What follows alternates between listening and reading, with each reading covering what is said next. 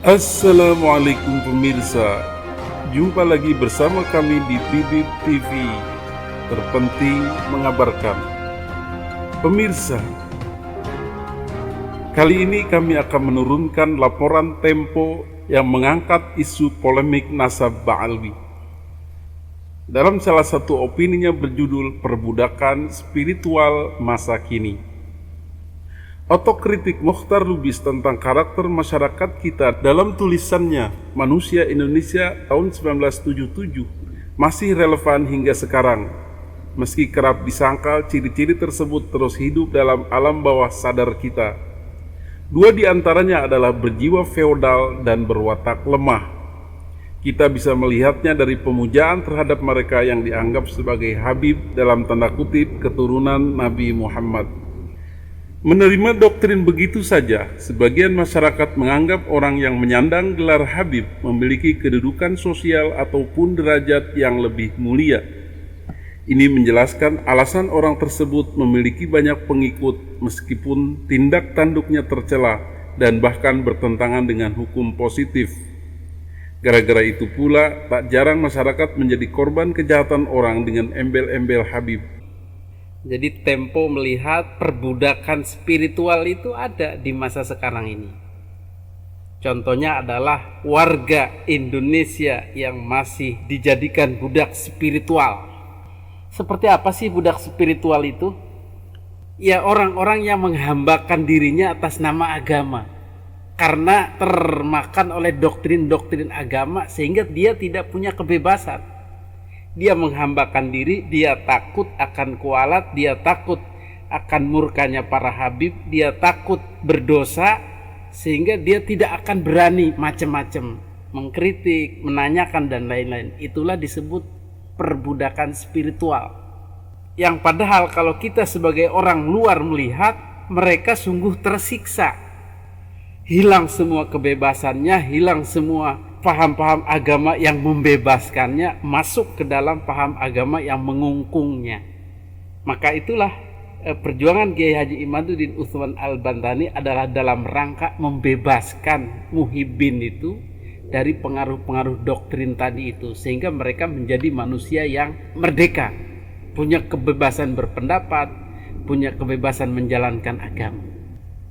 Jadi perbudakan spiritual ini adalah otokritik Mokhtar Lubis dalam bukunya Manusia Indonesia 1977. Jadi watak feodal, jiwa lemah, jiwa inlander itu masih ada dan dikaitkan dengan agama, yaitu pemujaan terhadap mereka yang disebut atau dianggap Habib itu keturunan Nabi Muhammad, karena ada faktor aku keturunan Nabi Muhammad Sallallahu Alaihi Wasallam. Jadi doktrin yang ada itu diterima begitu saja dan dipakai, ditanamkan dalam otak dan dijadikan pegangan, sehingga mereka otomatis menjadi budak. Orang awam mempercayai begitu saja omongan mereka, seperti dalam sejumlah kasus Habib palsu di Kalimantan Selatan beberapa tahun terakhir. Perkara Jens Meliawan Wibowo yang mengaku bernama Habib Ahmad Jens Assegaf yang sedang ditangani Kepolisian Daerah Metropolitan Jakarta Raya juga mencerminkan dua ciri masyarakat seperti yang dimaksud Mokhtar Lubis. Ahmad membentuk grup pengajian di WhatsApp dan menahbiskan dirinya sebagai guru. Dia juga membuat blog berisi informasi nasabnya sebagai keturunan Nabi Muhammad dan mengklaim bisa mencatatkan nasab serupa bagi orang yang berminat. Sejumlah orang yang terobsesi mendapatkan gelar Habib lewat jalur pintas ini kemudian rela merogoh kocek. Keinginan untuk mendapatkan status Habib bahkan meski harus membayar merupakan contoh nyata masih lestarinya feodalisme agama.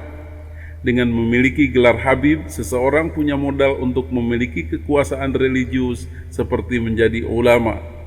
Meskipun gelar ini tak menganugerahkan hak yang istimewa bagi penyandangnya, anggapan sebagian orang Indonesia bahwa keturunan Nabi wajib dihormati membuat gelar tersebut menjadi penting. Dirunut ke belakang, mental inferior tersebut dipupuk sejak era kolonial. Pemerintah Hindia Belanda membagi 3 golongan, yaitu orang-orang Eropa yang menempati kelas sosial teratas, orang-orang timur asing termasuk orang Cina dan Arab sebagai kelas menengah dan orang bumi putra di lapisan terbawah. Ketidaksetaraan itu lambat laun diterima sebagai takdir, lalu masuk ke dalam sanubari masyarakat kita sehingga membentuk perasaan rendah diri yang awet sampai kini. Perasaan rendah diri tersebut meminjam pendapat psikolog Alfred Adler, mendorong manusia untuk mengkompensasinya dengan mencari kesempurnaan yang tak dia miliki. Mental inferior itu lalu diluapkan dengan bereaksi secara berlebihan pada suatu hal, misalnya dengan mengagung-agungkan mereka yang bergelar Habib tanpa menyisakan pikiran kritis sedikit pun. Ada situasi di masyarakat kita yang menggolongkan kelompok Habib itu satu level di atas umat Islam yang lain. Nah, ini menarik ini, padahal kalau S1, S2 bisa dicek ke dikti ijazahnya gitu misalnya. Ini kan susah ngecek nih. Apakah kita cek ke Arab Saudi atau ke Yaman, kan susah juga gitu. Jadi ini yang menjadi kontroversi dan ini juga yang memberi ruang bisnis. Orang bisa memasarkan berbagai gelar Habib kemudian dengan kompensasi uang. Jadi menurut Tempo, apakah lembaga sertifikasi Habib ini masih diperlukan nggak udah? Sudahlah, mari kita anggap manusia itu setara. Apakah kita ini keturunan Nabi Muhammad? Ya, kita umat Nabi Muhammad. Kita punya datuk satu namanya Adam dan Hawa. Kelemahan masyarakat kita tersebut tak jarang dimanfaatkan penguasa, bahkan sejak era kolonial. Menurut Imaduddin Utsman, tokoh Nahdlatul Ulama yang meneliti zuriat Nabi Muhammad di Nusantara, dulu Belanda merekrut sejumlah orang dari Yaman untuk meredam potensi perlawanan umat Islam di sini. Orang-orang itu memuji-muji kebijakan pemerintah dan mendoakan Ratu Wilhelmina. Sebaliknya mereka mengutuk pemberontakan antara lain yang dilancarkan petani di Banten. Karena mereka dianggap sebagai keturunan Nabi, perkataan mereka banyak didengarkan oleh umat Islam di Hindia Belanda. Penelitian Imaduddin Utsman menyimpulkan bahwa sejumlah keturunan Nabi di Indonesia terputus nasabnya sehingga perlu diragukan. Jika kemudian penelitian lain yang membantah temuan Imaduddin, perdebatan soal keaslian keturunan Nabi semestinya sudah cukup menyadarkan umat bahwa silsilah dicatat oleh manusia dan karenanya bisa mengandung dhaif. Terbongkarnya praktek jual beli gelar Habib merupakan bukti lain bahwa status Habib bisa saja dihasilkan dari rekayasa. Karena itu fanatisme terhadap keturunan Nabi patut dihilangkan. Selain melestarikan sifat rendah diri, hal itu mengingkari bahwa setiap manusia terlahir setara. Dalam bahasa Buya Syafi'i Ma'arif, mendewa-dewakan keturunan Nabi merupakan bentuk perbudakan spiritual. Demikian Bibir TV mengabarkan.